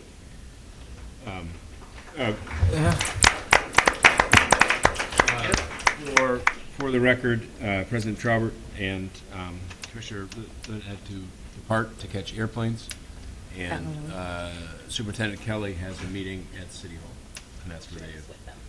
Thank you. Thank you. Let the record reflect. Next, we'll hear an update on Red Moon from the Director of Cultural and Natural Resources. Adam? The running, Adam. Oh, yeah. Thank you, Commissioners. Sorry. So we had about 800 events this summer through our Night Out in the Parks effort, and 10 of those were through Red Moon. So Red Moon is a wonderful group of creative folks, and Frank Maudry, who's a co-executive creator, and what are you? Producing Artistic Director. There you go. Him. He's going to do a little introduction about what Red Moon was. And then Erin McGuire is a park supervisor for Calumet and hosted one of the performances, and she's going to talk just for a minute about what the experience was like. Great. Thank you. And thank all of you for having me here this afternoon. We can keep the volume down. It's maybe smarter so they can just look at the moving images and I can speak while it's happening. This summer, Red Moon has continued its legacy and core mission of creating free community outdoor experiences for almost 60,000 Chicagoans, from Pilsen's Lowrider Festival to Wicker Park Festival to Evanston 4th of July. Thanks to this group of people and the vision of Mayor Rahm Emanuel, Nights Out in the Park served 10,000 of those community members at 10 parks throughout the city to participate in free percussion and poetry workshops, community meals, celebratory parades through their neighborhood, and public performances featuring authentic neighborhood voices. We set out to create a classic Red Moon contraption that could simultaneously serve as a platform for emerging artists and local community voices. We built what was called the Sonic Boom, a massive there. That is both a parade vehicle. It had 2 DJ units on it. It could blow fire. It had drums for 12 different drummers and could mechanically erect up in spaces and then perform to audiences of close to 300 to 500 depending on the location that we were at. We partnered with multiple organizations, Young Chicago Authors, Free Spirit Media, the Bucket Boys, and many others to develop this public performance. And I'm really excited to say that the parks we were in, Inglewood, New City, South Chicago, Austin Park, Manor, Hyde Park, Pilsen, Galwood, and Humboldt Park neighborhoods were really without question, deeply inspiring to the organization and to our commitment in neighborhoods. We learned a tremendous amount about these parks and began to foster relationships for 2014's Great Chicago Fire Festival, an event that Red Moon is conceiving alongside Commissioner Boone and Mayor Rahm Emanuel. And those 10 parks that we visited this summer and began to construct relationships with will be 10 of the 15 that are our core partners for that massive signature citywide river-based event next year. The other thing that I'd like to say is the commitment of the park team that made this happen, Adam especially, was unbelievable. I've had the honor to work with a lot of remarkable people throughout the city, from the grand opening of Millennium Park to the Museum of Contemporary Art to Field Museum. He was outstanding, and I kept saying to people that I wish I could have brought a documentary film team along with me to simply shoot each one of the supervisors from the parks, because they were tremendous people committed to making sure that their parks were safe and healthy and had really good material and that were open access to everyone. I do believe the work that Adam led and this kind of work that Red Moon is doing really did something extraordinary, which was bridge those parks to neighborhoods that are undergoing tremendous violence and disturbance. But the nights we were in those parks, people came out and they celebrated together and forged community. That's what Any questions? Yeah, I would love You know, it's a great initiative. And Great. It's great to see it come to life, and it's exciting and fresh and new, and it's doing exactly what you just said. So thank you for all the effort. I'm excited about seeing it continue, and I hope that Red Moon and other organizations, arts and social likewise, can continue to develop this program with you guys, because it is undeniably powerful. What is the plan for next year? That would be a question for Adam. My plan is to make it bigger, better, bolder, and just more awesome. More boom boom. What park were you in Hyde Park? We were on the Midway. Oh, So we did 2 parks on the Midway. That was a particularly interesting night where we performed along the stretch of green, and then we found a tiny park, and I don't even think it had a name, around 8:30 or 9 o'clock at night, where we performed with our DJ and fire and other, and a couple hundred people came out of their homes and just danced with us close till 10 o'clock. It was extraordinary. Not as extraordinary as Calumet, which you should hear the stories about, because it was a really moving place to perform. Other questions? No? Thank you for doing Thank you very much. Good evening. Thank you for having me. Again, I am Erin McGuire, Park Supervisor at Calumet Park. And thank you for allowing Red Moon and Sonic Boom to come out to my location, our location. But the impact that it had on the Calumet Park community was invaluable. You know, this community is always looking for events, and they always embrace anything that comes out there. And unfortunately, we had to postpone it the first evening. Impending weather, they were talking, severe weather coming through. So we postponed it, and then we rescheduled for the next evening. Well, you know, our marketing, everything we hit the community with, we weren't sure what to expect. However, our community still came out, and not only that, due to the large size and the picnic grove areas that we have, our park was completely packed with picnickers. So not only was it our community, but yet all the people in the parks came out and enjoyed this event. And the one thing I loved about this event, it was a family event. At least in our community, from the grandparents to parents to toddlers, all participated. Whether it was the workshops with the buckets with the drummers. I mean, the kids were excited. The parents were excited to not only be, learn how to do the buckets, drumming, but to do it on the Sonic Boom, and to do it with the actual Bucket Boys. And, the kids talked about that for weeks after. Poetry. That was really a neat experience to watch, because, again, they worked with the Red Moon staff. They did their poetry when it was time to perform at the end. As you saw, the Sonic Boom, they kind of climb this ladder to the very top where the DJ performs, and that's where they recite their poetry as well. There were kids up there that I was shocked were even up there. Kids who don't really speak much were up there reciting their poetry. It was a great experience.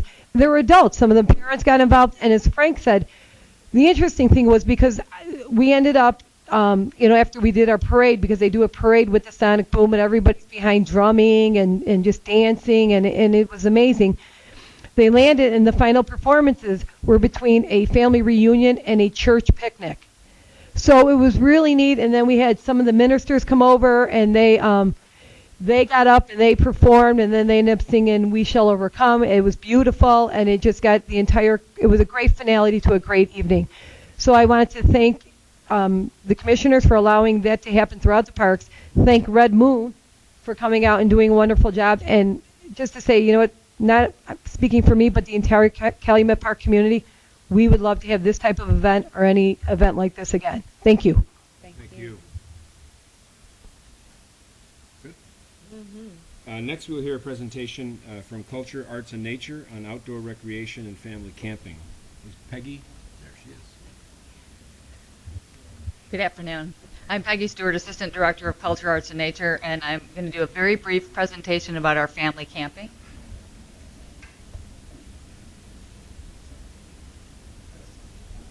I think. Click. I'm calling for backup, so let me just sort of set the stage. We've got expanded family camping this year thanks to the support of the mayor and the Superintendent Kelly. We had more folks camping than ever before. And for the first time, we usually have groups of about 40 or 50 in our parks, and we've been doing that for about 10 plus years. But for the first time, we had 100 people camping out at Norley Island. And so while I speak about the program, I just thought I'd show you some of the visuals out there because it was a once-in-a-lifetime experience, as all the camping opportunities we offer are. We're really taking people out into our parks and giving them a new perspective. We find that the families that are coming are people that have never camped before, and so we're guiding them along and showing them with the expert staff that we work with. We also have really strong partnerships. So we have folks like the IDNR coming in doing archery. We have the museum campus providing art activities from the Art Institute, the Shed Aquarium, the Adler Planetarium. And every time we're doing the programs, we find that, you know, parents and kids need a little some hand-holding to do some of these activities. So the activities are appropriate for children, but really the adults are into them just as much. The rotations that we do during the day and in the evening are really a lot of fun, and I think we're building skills and building campers for the future. Some of the quotes that we love are the ones where kids just set up the tent. They say this is the best camp out ever. They eat a s'more, it's the best camp out ever. We're really trying to help people look at our parks in a new way. And through this support from the mayor's office, we're able to do these large-scale events. The night that we camped out at Norley Island happened to be the supermoon. Adler Planetarium came out with the scopes, and so it's one that I think will be set in people's minds forever in terms of thinking about that work. Upcoming events that we should all keep in mind. We did some camping at Palmisano Park this summer. This weekend we'll be at Gompers Park, the 14th and 15th. And many of you know that the Cook County Forest Preserve has expanded their camping, and we're a big partner in that. And so the weekend of September 21st and 22nd, we'll have 100 of our families, or folks from our programming, going out to Bullfrog Lake in the Palos Hills Division. They'll be doing archery, canoeing, fishing. North Face is a big, strong partner in a lot of what we do.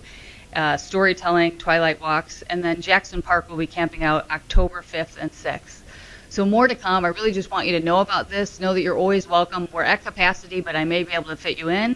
But also just want you to mark your calendars for next year because you're going to see more camping. Very, very quickly, also we have a new partnership with REI that we're very proud of. Sort of like the Arts Partner model where we've got a free partnership. They're coming in and using our parks to do some of their programming for the public, but they're giving back to the park district. So more to come on that as well. You're going to see more kayaking, more compass reading, more navigational kinds of things, and often an opportunity for youth and adults to kind of learn and build skills in our parks. So we'll be working specifically in Jackson, Washington, 12th Street. They'll be doing some paddle boarding. So everybody here in the room will have an opportunity to be a part of this. So just watch the website and we'll keep you posted, but we're excited about that as well.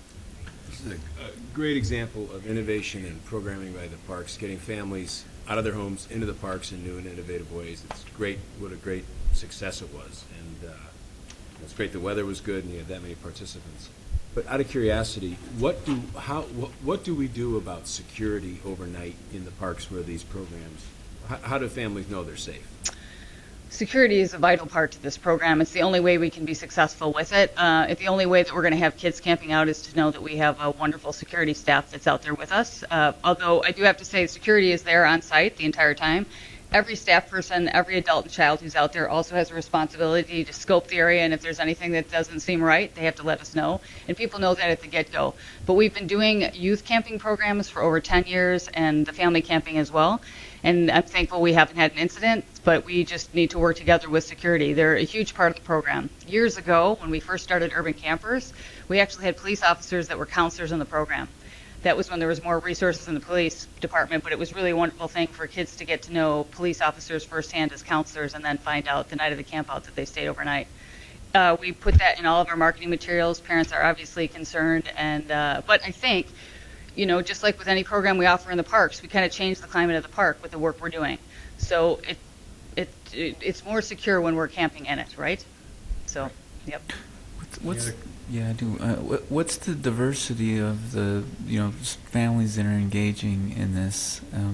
Is it?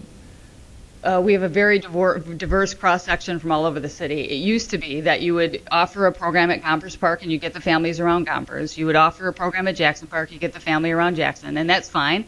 But we really, through this program and through the years, people know it, and so they'll go anywhere that the program is now. We get diverse families from all over. And I have to say, just very quickly, I know we've got a long agenda, but when we did a camp out years ago, 12 years ago, September 11th, we were going to cancel that program. The person who was in charge of that program said, you know what, we can't do it this weekend. It's just a tragic event, and we can't do it. I said, no, we have to do it. And so we camped out at Gompers Park, and it was one of the most moving events that we had because we had very diverse families from all over the city. In a helpless, hopeless time, we camped out together, and I think 24 hours later after that experience, they felt connected to their family again, away from the visuals of what was happening, and it was a very moving experience. So I think diversifying families from all over and giving them 24 hours together is a once-in-a-lifetime kind of experience. What's your biggest impediment to doing more of this? Money. Staffing. I mean, That's where REI comes in. Exactly. It is, and really smart partnerships. And I have to say Matt Freer is not here, but Matt Freer is the one who is behind these programs. He's actually running them on a day-to-day basis, the family camping, and it really has to do with the resources. It's important to have really good seasoned staff that know their stuff, and I think through the years you build that every year. So it's a little bit of both. It's resources like camping gear and all that, which REI has been a great partner. North Face has been a great partner, and the staffing piece. Great. We'd love to do more. We're going to move on. That's fantastic. Thanks for the report. Next, we will hear the semi-annual report from the Office of Inspector General. Allison?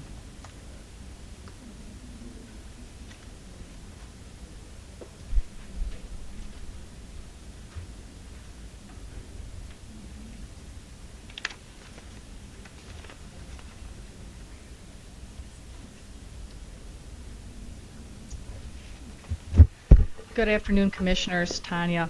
Allison Perona, Inspector General. As you know, last year the Board of Commissioners created the Office of Inspector General, and from our reports to you, you know we hit the ground running, and that momentum has continued into 2013.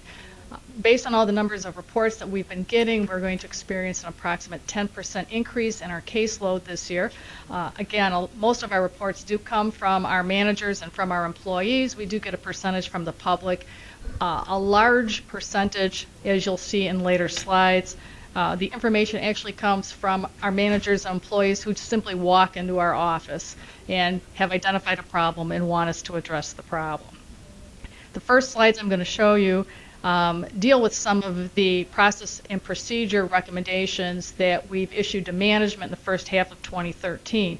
60% of the reports, in 60% of the reports that we have issued, there are process recommendations to management in order to deter fraud, waste, abuse, and misconduct, and to promote better work quality. In the areas that predominantly that we investigated in the early half of 2013, we have, as you can see here, asset tracking, cash management policies and field audits, and apparel purchases. In each of these investigations, we found that management had deviated from some written policies and procedures, which created exposure for the Park District, which could have resulted in losses. Management has been extremely responsive in all of these situations, has instituted more robust controls and audit procedures. what the Office of Inspector General is going to do going forward later this year and into early next year is we're going to perform spot checks on the new policies, on the new procedures and on the new audits that management has instituted in order to ensure the integrity of the processes. A second type of review investigation that we did, we monitored employee activity to make sure that work quality was of the highest standards and also to reduce waste. What you can see from a couple of slides we have here is we took a look at some security guards and their hours, and we also took a look at a park supervisor staffing and scheduling, and we found that the hours that some employees were keeping may not have fully complemented Park District procedures, and we made recommendations to management in each of these areas that these areas should be delved into further by management. Again, in these areas, management has been responsive and has instituted new policies, procedures, and is working on these issues with the 2014 budget as well. Of course, one of the staples of any Office of Inspector General are the misconduct allegations, and we did, of course, investigate some of those areas in 2013, notably theft, abuse of power, time abuse, and residency issues. Again, and this ties back to what I already referred to as one of the process reviews that we did, cash handling in the field. Park District does handle a lot of cash in the field, and as that happens, cash is very attractive to certain people, and there has been, we have documented there's been some cash handling. This is one example. This was a park supervisor. $4,000 was missing, and we documented this, and this park supervisor was discharged by the Park District. Another park supervisor had an event at her park. Her event exceeded the terms of her permit. She used the field house, she had music, etc., well beyond what the terms of her permit were. We reported this to management, provided them documentation supporting our findings, and management has discharged this employee as well. Again, residency violations, time abuse, employees who are signing in prior to their actual arrival times. Again, with this time abuse, this was another park supervisor, and this supervisor was discharged. This one theft case involved an employee, not a supervisor, who was pocketing those small cash transactions and not recording them. We also, as we've reported previously, as we look at conduct of our contractors and our patrons, this first slide here in this section on the contractors, we had an anonymous complainant called us and told us that a contractor's employee was consuming alcohol on duty. We working with the contractor to investigate this, was able to substantiate the claim, and as noted here, that the contractor was appropriately responsive and is working with the employee on this matter.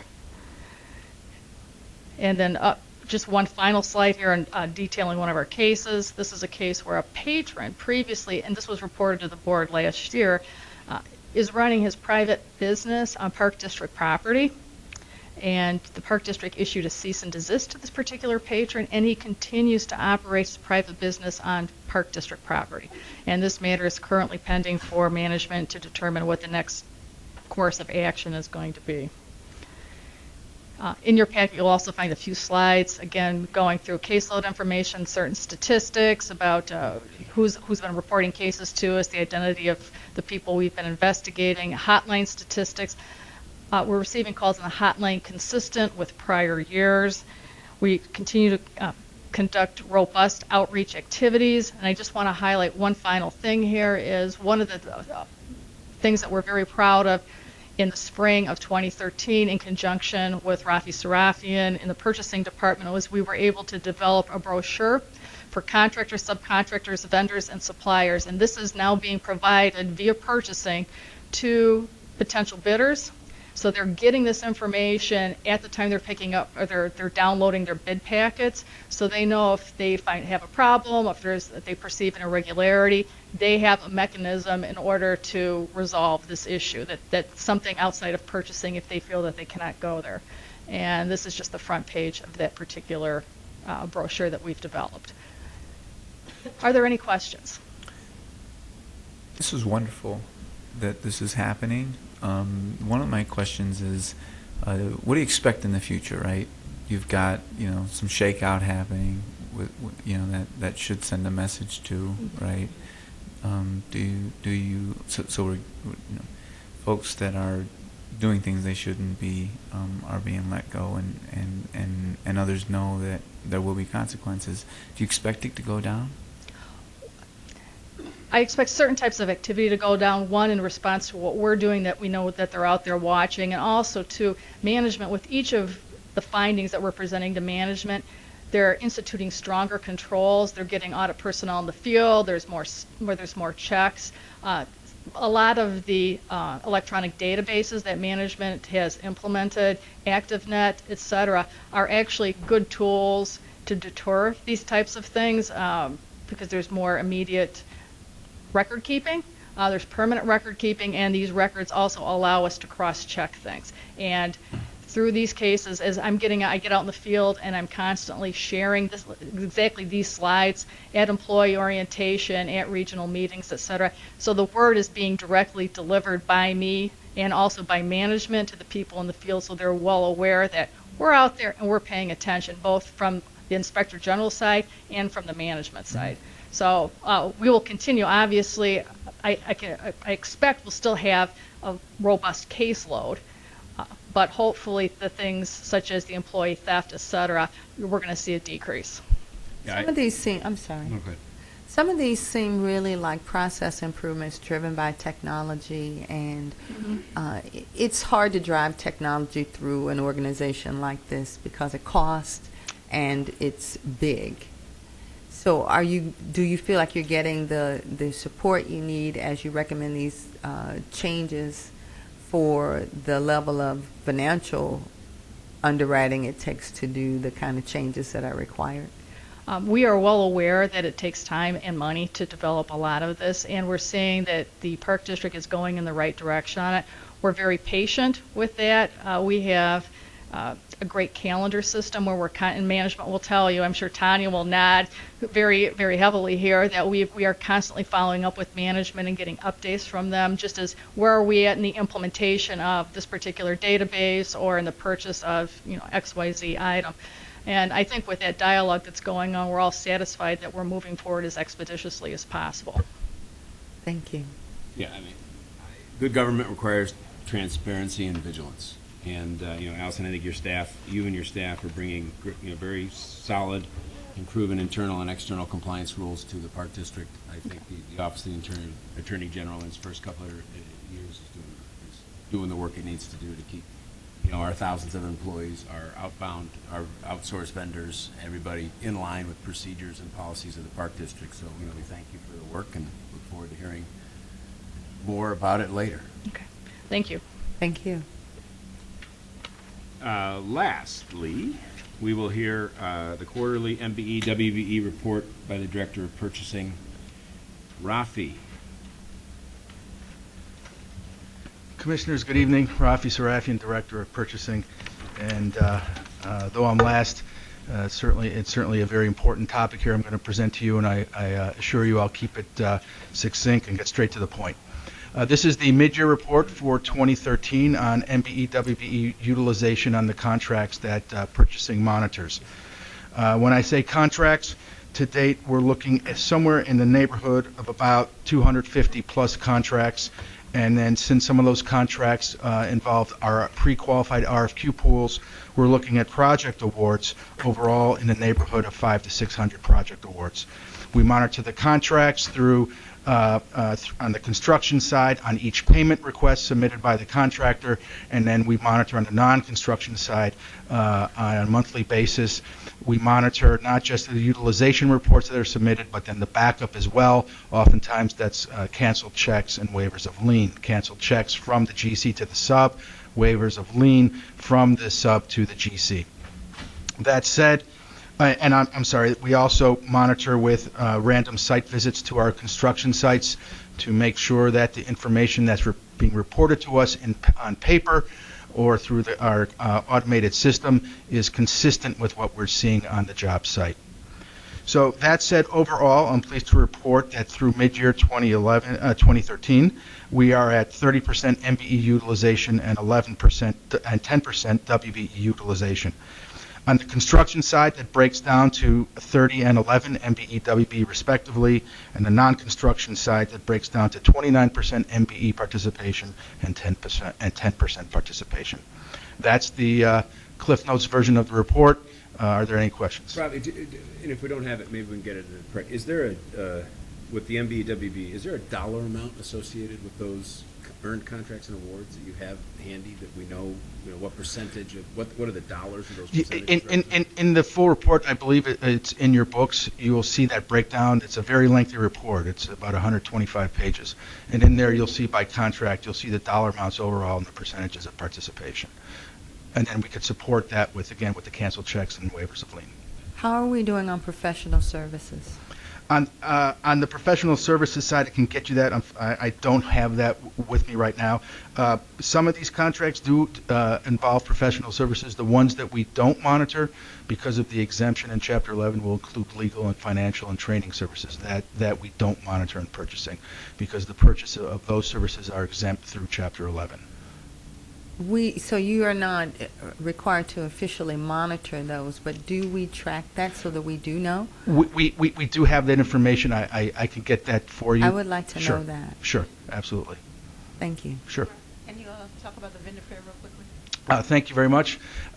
Most importantly, this coming Tuesday, we are having our MBE WBE vendor fair at the South Shore Cultural Center from 9 a.m. to 1 p.m.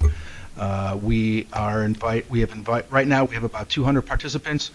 Exhibitors include not just Park District staff, but the assist agencies, the City of Chicago, sister agencies, and also some of our GCs, where the idea being that we want this to be an event that promotes networking between GCs and the MBE WBE community. We're also going to have some workshops, how to do business with the Chicago Park District.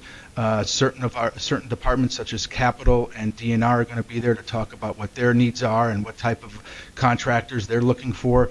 The SBA, the Small Business Administration, is going to do a workshop, and we hopefully will have a representative from museums in the parks to make a presentation about how the museums do their procurement.